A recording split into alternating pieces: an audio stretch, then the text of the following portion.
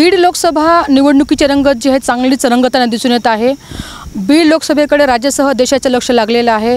या लोकसभेच्या रिंगणामध्ये महायुतीचे उमेदवार पंकजा मुंडे, त्यासोबत महाविकास आघाडीचे बजरंग सोनवणे आणि वंचित बहुजन आघाडीचे अशोक हिंगे असे तिरंगी उमेदवार जे आहेत ते लढतीच्या शर्यतीमध्ये धावताना दिसून येत आहेत। त्यांचे प्रचारार्थ जे आहे ते आज बजरंग सोनवणेच्या प्रचारार्थ राष्ट्रवादी काँग्रेसचे अध्यक्ष शरदचंद्र पवार यांची बीड जिल्ह्याच्या अंबाजोगाई या ठिकाणी जे आहे ते जाहीर सभा आयोजित करण्यात आलेली आहे। सभेची तयारी आहे ते जोरदार होताना दिसून येत आहे।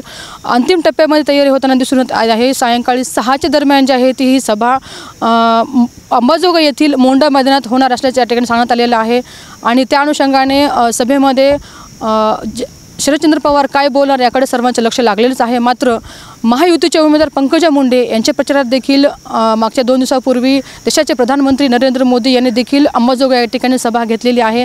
त्याच्या अगोदर वंचित बहुजन आघाडीचे ॲडव्होकेट प्रकाश आंबेडकर यांनी देखील त्यांचे उमेदवार अशोक हिंगे यांच्या प्रचारात देखील अंबाजोगाई या ठिकाणीच सभा घेतलेली आहे।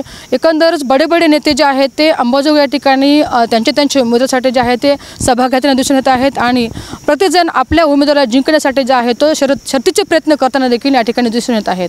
आज जे आहे ते शरद पवारांची सभा होणार आहे आणि या सभेला नेमकं शरद पवार काय बोलणार याकडे मात्र सर्वांचं लक्ष लागलेलं आहे। कॅमेरा पर्सन संजीव रायसह सुकेश नायकवाडे, टाइम्स मराठी, बीड।